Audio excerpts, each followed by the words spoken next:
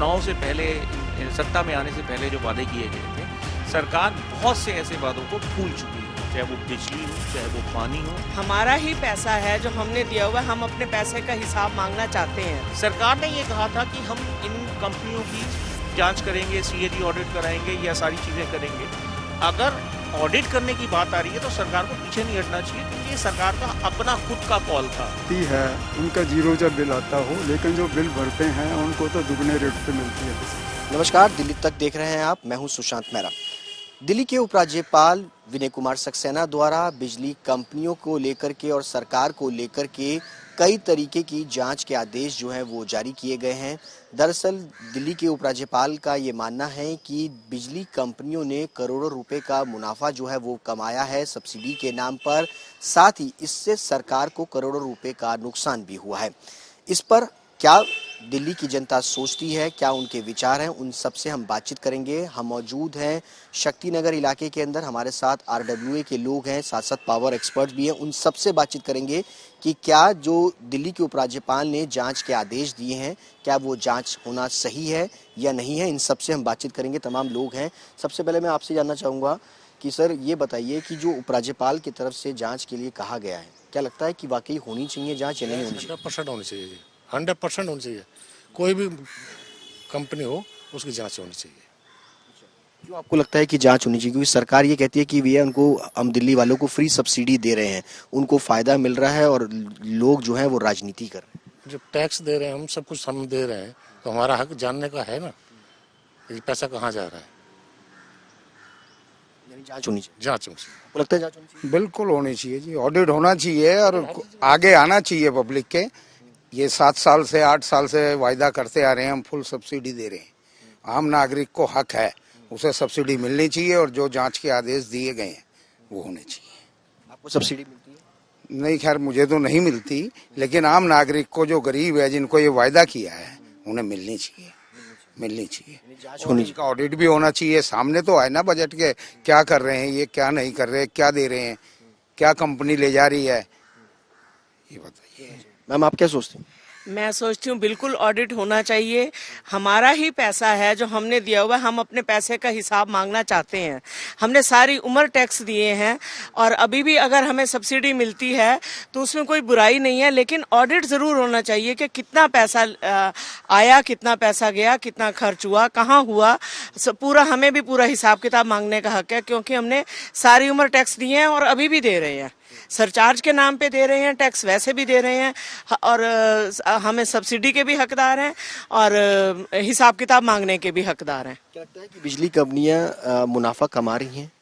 लगता तो है, क्योंकि जिस हिसाब से बिजली के रेट्स हैं, या पर यूनिट, जैसे इतने यूनिट हमने खर्चा किया, उसके बाद ये रेट हो गया, उसके बाद ये रेट हो गया, प्लस ये जो लोड के ऊपर भी जो ये इतना इतना इन्होंने पर किलोवाट का जो हिसाब किताब लगाया है, उस हिसाब से भी हमें इतने ज़्यादा पैसे देने पड़ते हैं। कई बार तो इतना हमें लगता नहीं हमारी कंजम्पशन है जितना हम पैसा दे रहे हैं।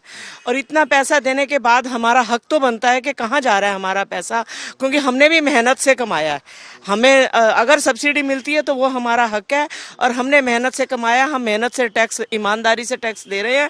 हमारा पूरा हक बनता है कि हम ये मांग करें कि हमारा पैसा कहाँ जा रहा है, कौन लगा रहा है, कहाँ, पूरा हिसाब किताब मांगने का हमारा हक है। हिसाब किताब जो है मांगने का हक है। पावर एक्सपर्ट भी हैं सौरभ जी। सौरभ जी ये बताइए कि क्या आखिर माजरा क्या है, क्योंकि जो ऑडिट के लिए कहा गया, जाँच के लिए कहा गया है, वो क्या है पूरा? देखिए ऐसा है, पहले ये होता था कि सरकार जो है सब्सिडी सीधा कंपनियों को देती थी। अगर आपको याद हो, कुछ समय पहले दिल्ली में क्राइसिस हुआ, जनरेशन कंपनी जो बिजली देती हैं दिल्ली की कंपनीज को, उन्होंने कहा कि भाई ये डिफॉल्टर हैं, ये हमें पैसा नहीं देते, हम बिजली की देना बंद कर रहे हैं। उस वक्त सरकार ने एक फैसला लिया कि जो सब्सिडी अमाउंट है, वो सब्सिडी अमाउंट हम कंपनीज को ना देके जो जिस जनरेशन के डिफॉल्टर हैं हम उनको देंगे। अच्छा, अब एक चीज़ आती है सामने कि सरकार का दावा होता है कि हमने 30 लाख कंज्यूमर को 200 यूनिट की सब्सिडी दी, इतने लाख कंज्यूमर को हमने 400 यूनिट की सब्सिडी दी। ये डाटा कहाँ से आता है? ये डाटा वो होता है जो कंपनीज कहती हैं कि हमें इतने 1000 करोड़, इतने 100 करोड़ रुपए जो हैं, अभी तो हजारों करोड़ में हो गए, 2000 करोड़ से प्लस 2500 करोड़ के आसपास, कि इतने 1000 करोड़ हमारा सब्सिडी में दिया जा रहा है, जिसका डाटा कंपनी देती है, जिसका कोई भी तथ्य सही नहीं है कि वो क्या एक्चुअल डाटा है, क्या नहीं है। वो डाटा तभी सामने आ सकता है या तो कंपनी आरटीआई के दायरे में हो। कंपनी आरटीआई के दायरे में है नहीं, तो जो सरकार को उन्होंने कह दिया, कमीशन को कह दिया कि जी इतने लोगों को हमने सब्सिडी, उसे मानना पड़ता है। अंडर सेक्शन 65 2003 इलेक्ट्रिसिटी एक्ट में ये प्रोविजन है। लेकिन अब जो डायरेक्ट सब्सिडी को हम कह रहे हैं कि एलजी साहब ने कहा कि जैसे एलपीजी की सब्सिडी आया करती थी अकाउंट में, वो मिलनी चाहिए, उससे ट्रांसपेरेंसी आ सकती है। लेकिन उसमें भी टेक्निकल इशू है। टेक्निकल इशू ये है कि अगर रेंटेड प्रॉपर्टी है तो मीटर जो है वो ऑनर के नाम होता है, ऑनर के ही अकाउंट में वो सब्सिडी आएगी। तो इसलिए इस चीज की जांच होनी बहुत जरूरी है। इसके साथ साथ जो जांच के अंदर दो मुख्य बिंदु थे कि 18% एलपीएस जो कंज्यूमर से चार्ज होता है, कि जिसने पैसा नहीं दिया वो 18% का लेट सरचार्ज देता है, उसको कंपनियां 18% कंज्यूमर से लेती हैं, लेकिन 12% आगे उन्हें जनरेशन को देना होता है, यानी 6% का गैप वो वहीं आ जाता है। तो आप सोचिए कि कितने हजार करोड़ रुपए का ये अमाउंट होता है, जिसमें से अगर हम 6% कैलकुलेट करें तो वो भी कई सौ करोड़ बैठेगा। % जो है ये सरकार का नुकसान है। बिल्कुल, ये सरकार का नहीं, पब्लिक का भी नुकसान है कि ये जो पैसा जो सरकारी उसमें अकाउंट में जाता है, जो प्राइवेट जो कंपनी देती हैं, इसी तरीके से जैसे जो हमने बात करी थी कि सरकार सीधा जनरेशन को पैसा देती है, उसमें भी क्या है, जैसे दिल्ली ट्रांसको है, इंद्रप्रस्थ पावर है, प्रगति पावर है, तो ये सारी कंपनियां जो सरकार की हैं उनको सब्सिडी का पैसा जाता है। इसके साथ साथ जो तीसरी इशू है वो ये है कि जो मुख्य बिंदु एक उठाया गया कि 2 लोगों की अपॉइंटमेंट का, एक राज्यसभा मेंबर के सदस्य और एक जैस्मीन शाह। सरकार ने ये कहा था कि हम इन कंपनियों की जांच करेंगे, सीएजी ऑडिट कराएंगे, या सारी चीजें करेंगे। अगर ऑडिट करने की बात आ रही है तो सरकार को पीछे नहीं हटना चाहिए, क्योंकि ये सरकार का अपना खुद का कॉल था। और यही बात आरडब्ल्यू लगातार से कहते हैं कि सीएजी ऑडिट हो या ऑडिट हो, तो कम से कम वो पैसा जो सरकार सब्सिडी के तौर पर जनता को दे रही है उसका तो ऑडिट होना चाहिए। बाकी ऑडिट जो है वो आपके कोर्ट के अंदर मसला फंसा हुआ है, इसलिए नहीं हो पा रहे।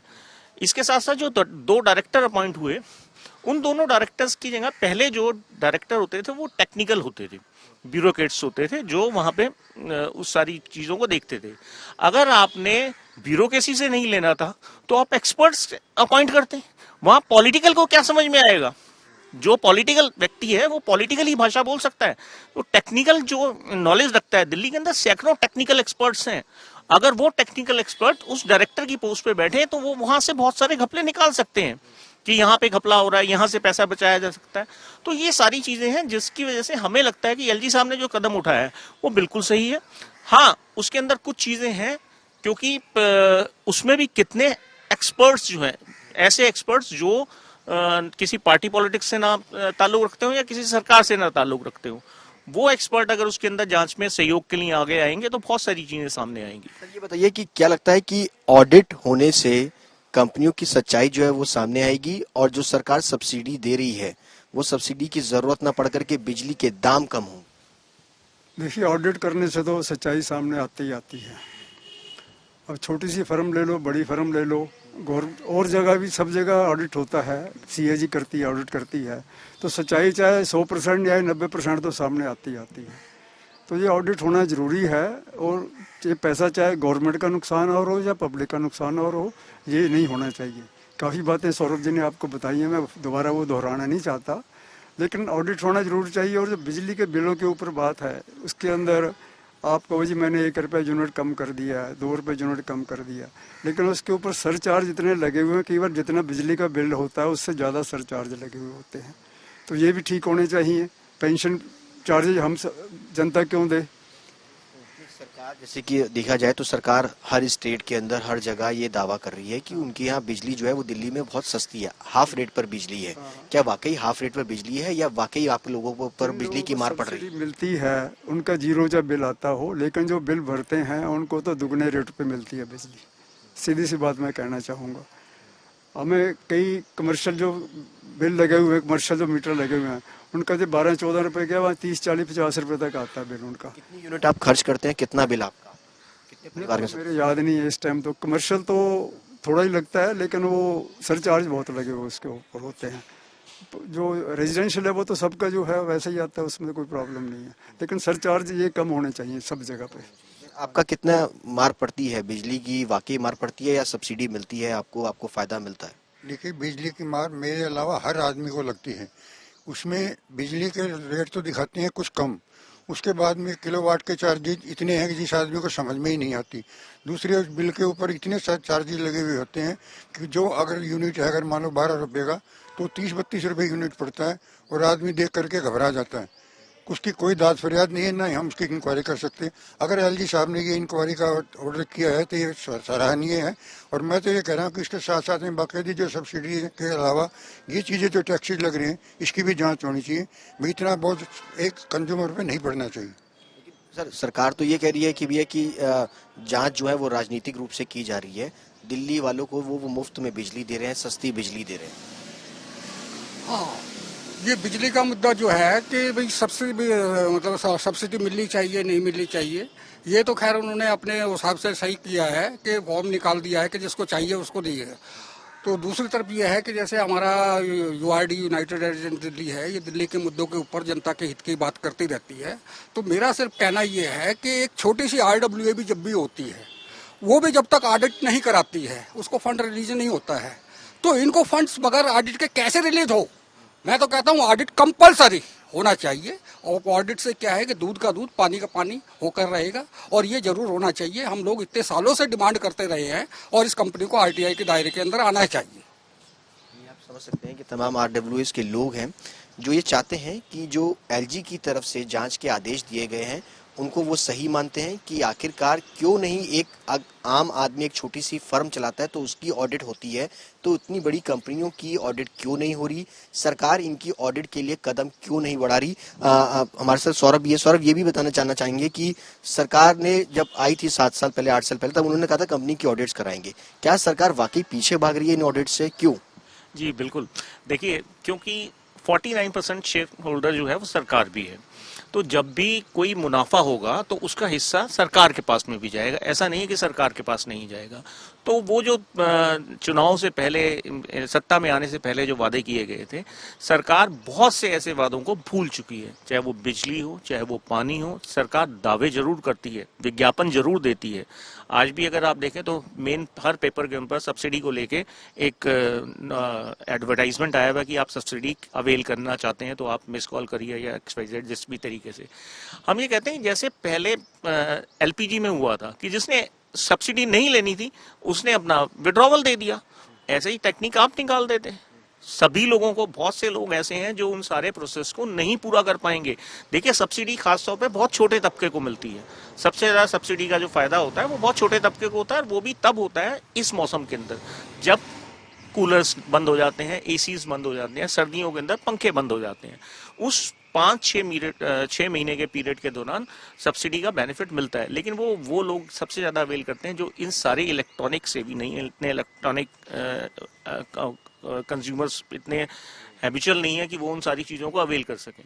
तो वो ये लोगों को उलझाने वाली बात है। लेकिन अगर इसी से डाटा आज सरकार ने मांगा है ना ये डाटा, तो सरकार का ये डाटा जनता के सामने आना चाहिए कि कितने % लोगों ने सब्सिडी अवेल करने के लिए फॉर्म फिल करा। उसका पूरा डाटा सरकार को RTI के तहत देना चाहिए ताकि पता लग सके कि कितनी सब्सिडी आज की डेट के अंदर जा रही है और कितनी करोड़ की सब्सिडी जो पहले कंपनियों को मिलती थी। ये गैप तो वहीं पता लग जाएगा आपको आने वाले दिनों में। अगर ये डाटा शेयर हो गया RTI के दायरे के अंदर तो आपको पता लग जाएगा कितने 100 करोड़ रुपया कंपनियां सब्सिडी के नाम पे वसूल रही थी। क्या वाकई सब्सिडी का फायदा इस सीजन के दौरान होता है जब कूलर पंखे जो है वो नहीं चलते? देखो मेरी एक बात कहो, जो आम लोग हैं हर घर के घर में गीजर तो नहीं है, वो तो बेचारे सुबह ठंडे पानी से नहा लेते हैं। तो वो उसी से मैं जो भाई साहब ने कहा है ना, वो 2-3-4 महीने का ही गैपिंग रहती है। बाकी सब्सिडी तो सबको होना न होना बराबर है, इसलिए इसका ऑडिट होना बहुत ही जरूरी है। ऑडिट होना जो है वो बहुत ज़्यादा ज़रूरी है, और RWS के और एक्सपर्ट्स का ये मानना है कि अगर ऑडिट होता है तो दूध का दूध पानी का पानी जो है वो सामने आएगा। साथ ही साथ जो सरकार सब्सिडीज़ के लिए फॉर्म फिलअप करा रही है उससे भी ये डाटा सामने आएगा, और उसको भी जनता के सामने जो है वो लाना चाहिए कि आखिरकार दिल्ली में कितने लोगों ने सब्सिडी लेने के लिए अप्लाई किया और कितनों ने इनकार किया। और इससे ये भी पता चलेगा कि आखिरकार जो कंपनियां सब्सिडीज मांग रही हैं उनको कितना मुनाफा जो है वो हो रहा है और सरकार को कितना घाटा जो है वो लग रहा है, ताकि सबके सामने जो है वो आ सके। कैमरा पर्सन अभिषेक के साथ सुशांत मेहरा, दिल्ली।